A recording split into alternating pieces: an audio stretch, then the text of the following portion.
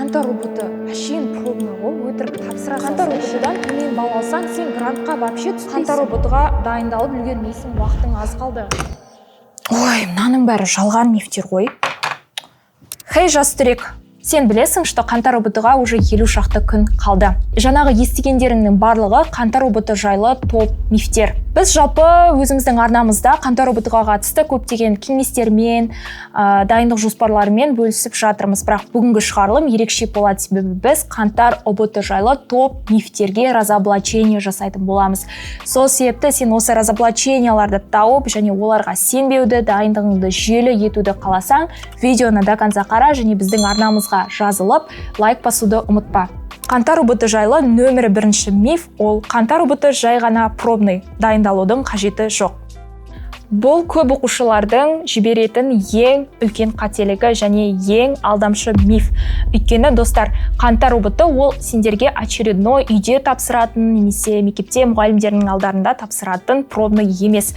Ол нағыз сендердің А деңгейлеріңді, сендердің қазіргі точкаларыңды анықтайтын ресми емтихан. Себебі оны білесіңдер, ұтуының өзі алады.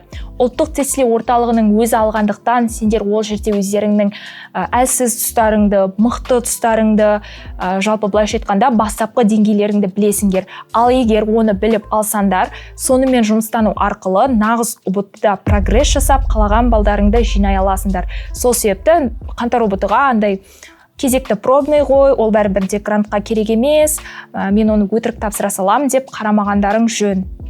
Егер саған қантар ұбытыға бәрібір болса, және нағыз ұбытыға кіріп, бастысы содан қалаған балымды алсам болды ғой деп ойласаң, сен қатты қателесесің. Өйткені қара, ұбыты ол сенің жай ғана біліміңді тексермейді, ол сенің стресске шыдамдылығың мен концентрацияңды тексереді. Ал қантар ұбыты нағыз сені стресске бейімдейтін нөмірі бірінші емтихан. Қазіргі уақытта білесіңдер, бізде мемлекет берген күшті мүмкіндік бар. Біз жылына 4 рет ұбыты тапсыра аламыз. Екеуі ақылы оқуға, екеуі грантқа. Мынау соңғысы, төртіншісі ол біздің нағыз ұбытымыз, я? Нағыз ұбыты екіміз. Осыған шейін сен 3 рет ойлашы, тест орталығына кіріп шығасың. Сол уақытта сенің денең, миың, барлығы тест орталығына стресске бейімделіп қалады. Соның нәтижесінде сен стресске берілмей, өзіңнің қалаған балыңды алып шығасың. Ал егер бұндай мүмкіндік болмағанда қандай болар еді? Ондай мүмкіндік бұрында болмаған, білесің. Бұрынғы уақыттары оқушылар жалпы ұбытыны бір-ақ рет тапсыратын. Олардың кезінде қантар ұбыты деген болмаған. Соның кесірінен олар қатты стресс болып, уайымдап, барлық оқығандарын ұмытып қалып, өздерінің қалаған балдарын алмай қалатын. Сол себепті бізге осындай қаңтар, наурыз сияқты пробный ұбытыларды тапсыруға мүмкіндік бергені үшін біз ол артықшылықты жақсы қолданып қалуымыз қажет. Енді егер де сен жақсылап қантар ұбытыға маңызды емтихан деп қарап тапсыратын болсаң, не болады?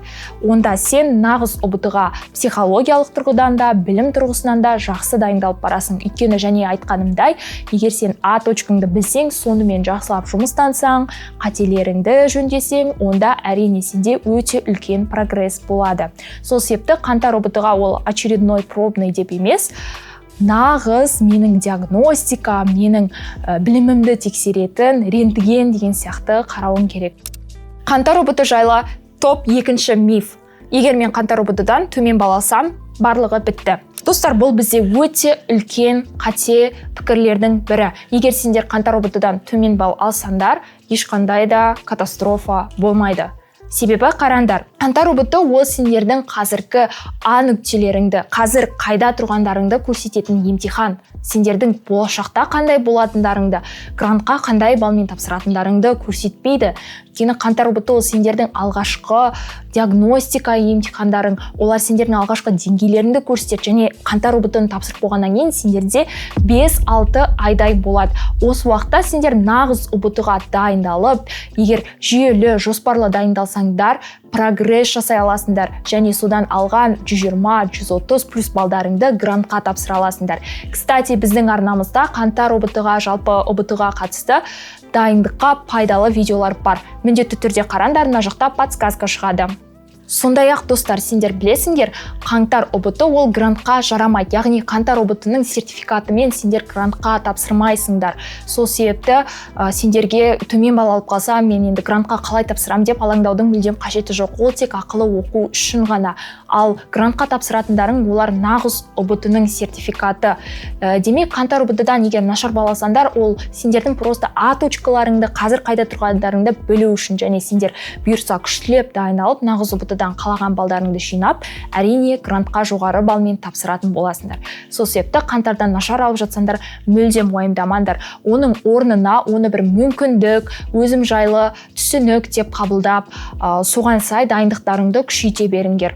Мысалы, егер 80 балл алсаңдар, 120 баллға көтеру үшін, яғни 40 балл прогресс жасау үшін не істеу керек? Соның барлығын полочкам жазып шығып, дайындықтарыңды күшейтіңдер. Қалаған балдарыңа міндетті түрде жетесіңдер.